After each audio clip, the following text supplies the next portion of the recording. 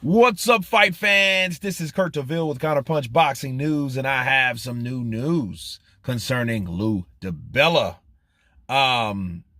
Zinbatter Eternibat. Get this. DiBella on Mongolian prospect Eternibat, who hurt Ryan Garcia. He says he's a vicious, freakishly strong kid.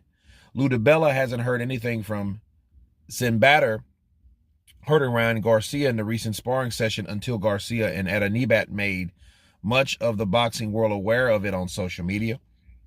A few days ago, DiBella believes it happened, however, because Eternibat's promoter has seen the viciousness in which the Mongolian southpaw throws body shots. Fans can see Eternibat for themselves Thursday night on DAZN, which will stream the two-time Olympian 8-round junior lightweight fight against Mexican veteran Eddie Valencia Mercado as part of DiBella's long-running Broadway boxing series. The bout between Eternibat, which is 5-0 with 3 KOs, and Mercado, which is 29-6-7 with 1 no contest, will be one of the 6 fights the DAZN will stream as part of the show, set to start 7:30 p.m. From Sony Hall in New York Stadium. That's Eastern Standard Time. Okay. He said he's vicious, freakishly strong kid, DiBella told BoxingScene.com. He barely speaks English, but he's very confident. He has swag, and he has huge balls. He wants to step up and fight everybody right now. He's already becoming a gym legend. He trains at Manny Robles' gym in Southern California. There's a buzz about him on the California boxing scene because of the way he's been smashing people around the gyms. Now let me counterpunch. Well, Lou DiBella is doing exactly what he's supposed to do, but then Eternibat, like I told you guys, the 3 options are the 3 reasons that I told you Eternibat did that on social media to Ryan. He did that for a come up. He did that for recognition. He might have done that, just because he's worried about him. Bullshit. You know what I mean? He did that maybe because Ryan Garcia wanted him to. Maybe that may be some truth to that. But then again, because he did quit. So the only, so that it's only those 2 options. But both of them could be true. Okay?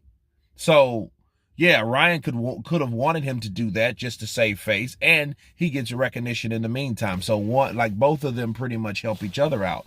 They both helped each other. Eternibat now is the freakishly strong kid from Mongolian, taking over shit like his descendant king, Genghis Khan. Okay, so yeah. What do you think? Mongolian is a place that's not recognized for taking over stuff? Then he goes in here and smashes Ryan Garcia, And yeah, it looks good for him. It's press. It's to get his name out there. He will be known. He's like Joey DeWaco, except Joey DeWaco, has been beaten. He was a journeyman. If Joey DeWaco was undefeated, don't you think we would be talking more about Joey DeWaco now to this day if he was still undefeated? But he did that to Joshua and made him who he is. Shit, fuck Andy Ruiz. You could credit Joey DeWaco if he was undefeated or had a better record, right? Counterpunch. So yes, now he's in now he's a sought after. Now people get to see him because I repeat, nobody knew who he was. I didn't know. A lot of other content creators, man, I ain't never heard of, Zinbatter, Eternibat. You know what I mean? Nobody knew who he was. But now people do, and I think that was the point of him going public. I think that was the point of him saying and mentioning Ryan Garcia's name on top of what Tank was able to do. But Tank had some help, and then Tank helped him too. Bars.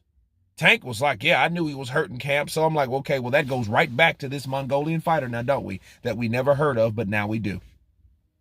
Okay? So there's a lot of things now that that could benefit. It benefits Lou DiBella, benefits the Mongolian fighter. It gives Ryan Garcia somewhat of a pass, but it also gives him, that legendary known for. You know what I mean? Why do you let's go back and talk about sparring wars for just a second. Why do you guys think Daniel Dubois was favored over Joe Joyce? I mean, other than age, because age was a factor. It was. But why do you think that Daniel Dubois was who he was and where he was at the time, and his reputation preceded himself? Do you guys remember? Do you guys even know? If you don't, here it is. He knocked out Anthony Joshua in sparring. Okay? He just didn't talk about it because he's a good lad. And he knew, like, Joshua's going places. You can't say that shit about Joshua. But it was already public knowledge, going along and around in the boxing circles. Like, yo, Dubois hit Joshua, knocked his ass out. You know? You know what I mean? So, yeah, that helped him get where he was. That had old Frank, yeah, I think he's going to be the next champion.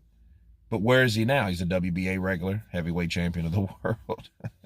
Right? So there you go. Things happen for a reason, and I think reputations and things that happen makes you like legendary, and it gives you that buzz, and you need that around you. You want your name out there. You want to be known for something before you really even do anything.